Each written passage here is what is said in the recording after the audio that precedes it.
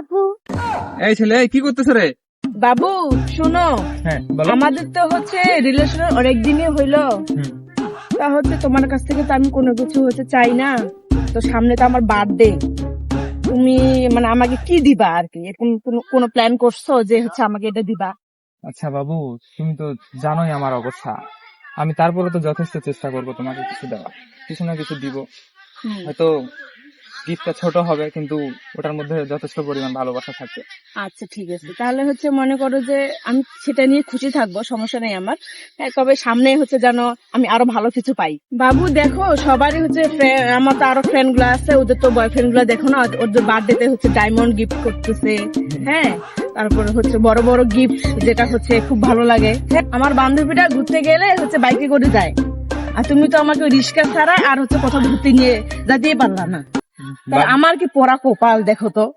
তোমার তো একটা বাইকও নাই যে হচ্ছে আমি একটু কোথাও যাব, একটু মানে দুজনে মিলে একটু প্রেম করবো জমে। হ্যাঁ, বা আমার ফ্রেন্ডকে দেখাবো যে হ্যাঁ আমার বয়ফ্রেন্ডের বাইক আছে।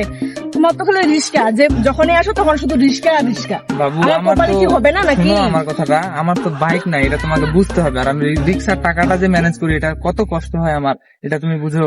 হ্যাঁ আপু দাঁড়াও। আপু দাঁড়াও। আপু তোমার সাথে কথা আছে। কি কথা আছে বলো? এটা তোমার কে হয়? এটা এটা আমার বিয়ে হয়। এটা তোমার বিয়ে? হা হা হা। তুমি কি জানো এই লম্বা ছেলেটা তোমার সামনে মানায় না? ও মা, তাই?